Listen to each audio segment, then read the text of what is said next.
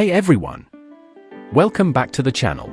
If you're riding a Royal Enfield Interceptor 650 or Continental GT 650 and want better airflow, less maintenance, and smoother throttle response, today's video is for you. Today, I am swapping out my old DNA air filter, showing you how dirty it's gotten, and replacing it with a Sprint air filter using the N-Gage Stage 2 bracket.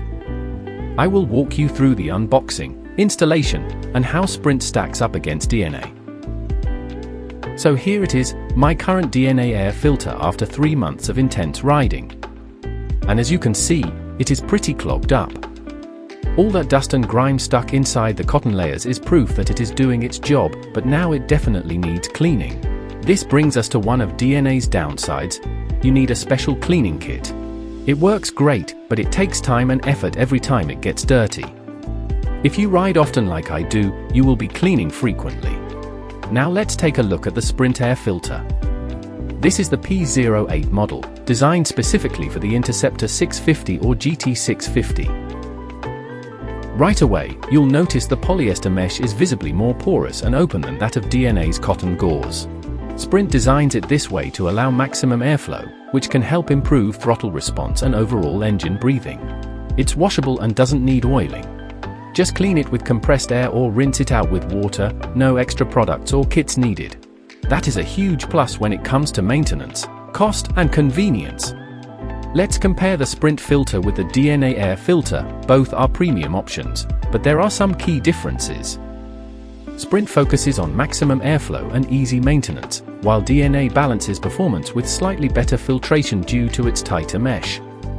But that filtration also means more clogging and more frequent cleaning with their dedicated kit. I will also be using the N-Gage Stage 2 bracket, which helps hold the air filter in place securely and improves the fit. Installation is very straightforward. Remove the seat and left side panel. Replace the old air filter with Sprint air filter.